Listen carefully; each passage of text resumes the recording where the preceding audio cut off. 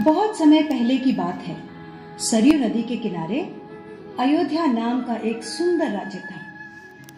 अयोध्या के राजा थे राजा दशरथ। उनकी 3 रानियां और 4 पुत्र थे, राम, लक्ष्मण, भरत और शत्रुघ्न। जब राजा दशरथ ने राम को राजा बनाने की घोषणा की, तब सभी लोग बहुत खुश हुए। लेकिन ये कहते खुश नहीं थी। महाराज, क्या आपको याद है आपने मुझे 2 वचन दिए थे? आज उन वचनों को पूरा करने का समय आ गया है।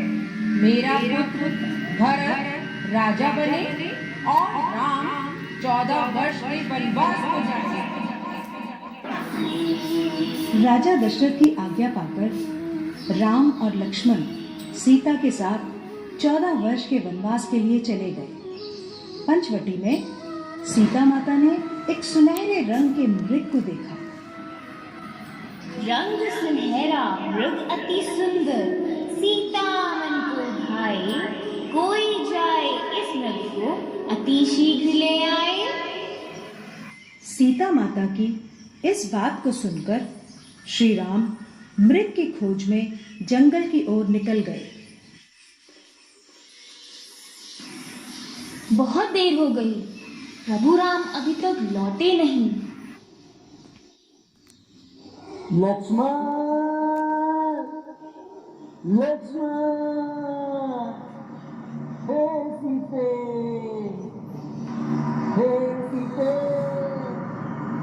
लक्ष्मण, लक्ष्मण देखो, प्रभु तुम्हें अपनी सहायता के लिए पुकार रहे हैं। हे माते, ये मुझे किसी मायावी शक्ति का कार्य लग रहा है। आप चिंतित ना हो, भैया जल्दी घर लौट आएंगे। नहीं लक्ष्मण, मेरी आज्ञा का पालन करो। जाओ, प्रभु को तुम्हारी सहायता की आवश्यकता है। ठीक है माते, किंतु आप इस लक्ष्मण रेखा को पार नहीं करना। रावण को ज्ञान था कि वो लक्ष्मण रेखा को पार नहीं कर पाएगा, इसलिए उसने साधु बनने का ढोंग रचा और सीता माता को उठाकर ले गया। भिक्षाम देहि, भिक्षाम देहि। हे मुनिवर, भिक्षा स्वीकार कीजिए। हे देवी, एक साधु का इतना अनादर, घर के द्वार से ही भिक्षा देकर भेजना चाहती हो? जाओ, नहीं चाहिए तुम्हारी भिक्षा।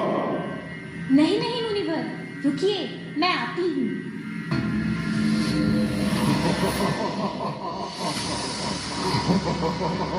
बचाओ, बचाओ, बचाओ, भैया लक्ष्मण, प्रभु राम, बचाओ, बचाओ, हे नाथ, मुझे बचाओ।